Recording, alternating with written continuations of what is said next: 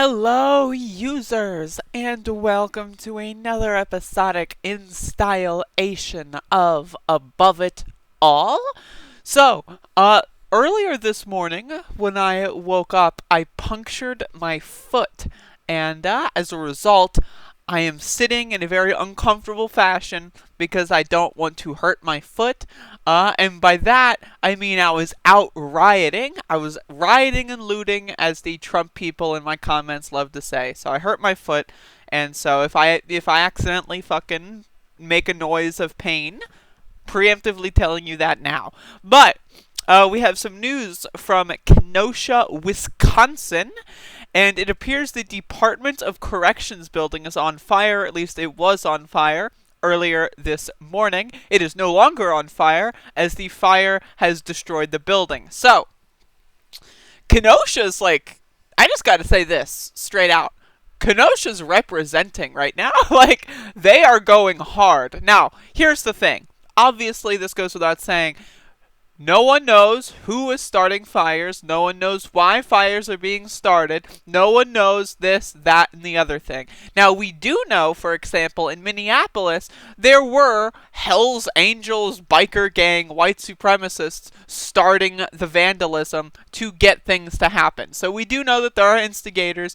We also know that these things have been happening for months now. So there's probably people activated in Wisconsin that are setting a lot of this stuff up. So that is something you need to understand. What else you need to understand is that it does not matter what, I believe his name is Jacob, Jacob Blake, I think, was the guy's name. It does not matter what he did. It does not matter if he was a serial killer. It does not matter if he was like Osama bin Laden, okay? The job of the police is not to kill people, okay? The job of the police is to apprehend suspects so that they can be tried and convicted or not convicted. That is their role, okay? Now, it also appears that Jacob is paralyzed. He is not dead yet. Now, as far as I understand, I don't know if he's in stable condition, but he is not dead. But the idea of shooting someone 7 times in the spine, that is attempted murder. It's about intent here. Okay, if you run someone down with a truck and somehow they manage to not die afterward, that doesn't mean you didn't try to fucking kill them. Okay, so that's the idea here. So this building was on fire. We have a few more clips in this thread that I just want to share. This audio is irrelevant. But the American flag catches flame, which is, that's always a good one. You love it. Falls off onto the ground. You just love to see it. And so this is what the scene looked like this morning, a couple hours ago.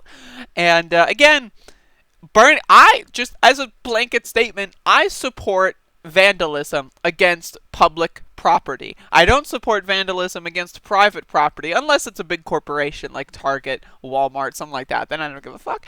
I don't support vandalism against small businesses, and nobody does for the most part. Now, I don't know all of the possible damages, but whenever there's these kind of mass protests and uprisings going on, you see a lot of intelligent people go like, oh, you burned down a Wendy's, oh my god! And it's like, who cares? It's a corporate chain. Like, who gives a fuck? Like, they're just gonna, they got insurance, it doesn't matter. But another thing, I also obviously don't support burning down housing, but you never really see that. And and if you do, it's always very suspect. Again, there's these provocateurs. But again, people keep focusing on the violence against buildings. The violence against buildings is a reaction. You cannot have a reaction without an action. And the action of harming someone's life and trying to kill them is much, much worse. One human life is so much more valuable than all of these buildings in this city combined. And that's what we need to understand as a society, is that we can't just go like, oh, someone was shot and killed there. This guy was shot and not killed, but that's okay. That's fine. But oh no, you threw a Molotov. Again, but the right-wing brain, and if you're watching this and you're not a crazy lunatic Trump supporter, the right-wing brain is all about weaponizing the basic human emotions that you feel empathy, compassion, your morals, like you supporting free speech, right?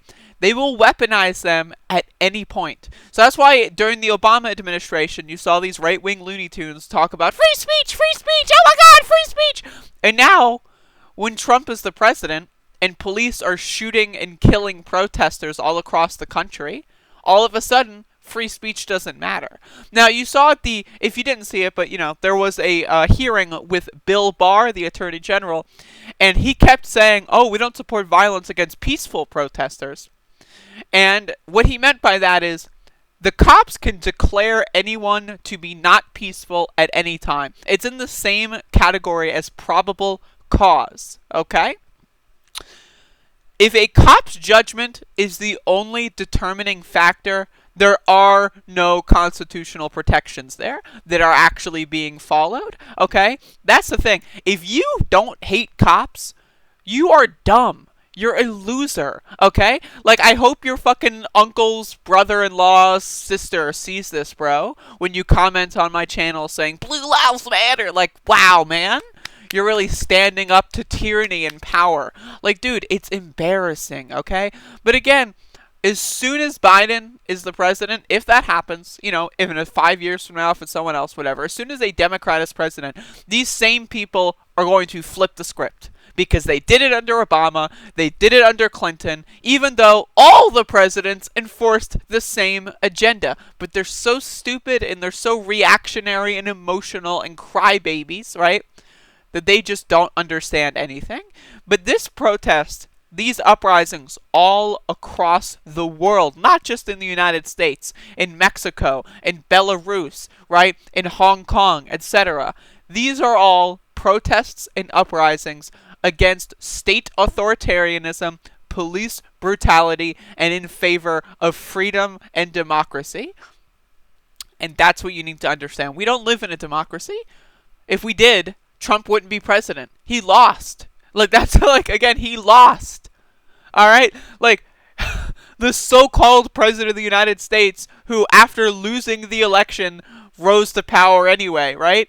Like, we don't live in a democracy, okay? Bush v. Gore decided that, okay? They decided, alright, instead of counting the votes, we'll just do this, and then there you go, we picked the president. Boom, Iraq War. Boom, 9/11. Like, it's just like all a sequence of events. But again, you cannot let the right-wing emotional because they're not really emotional. They're using and weaponizing your emotions to advance their psychopathic agenda. And that's what you need to understand, is they will always change their tune. They will always be in opposition to you no matter what happens, even if you think you'd agree. Like, all of a sudden, right, they realize, like, oh my god, Antifa likes guns. I thought liberals hated guns, because they don't know what the difference between a liberal and a leftist is, right? And now, all of a sudden, in my comment section, I see the same people that were pro-gun in March. They were pro-gun when armed protesters were holding swastikas at the Michigan State House. That was good. That was great. But as soon as a leftist has a gun at a protest, all of a sudden guns are bad. All of a sudden, like, they're just bad now. Because these people have no convictions. They have no morals. Okay? And again, violence is a reaction. It is not an action. Okay? It is a reaction. Okay? And you need to analyze everything involved. Because this isn't just a couple of people, okay? This is an entire movement all across the world. And the sooner you understand that, the sooner we can have a real conversation. But either way, thank you for watching. This is pretty cool.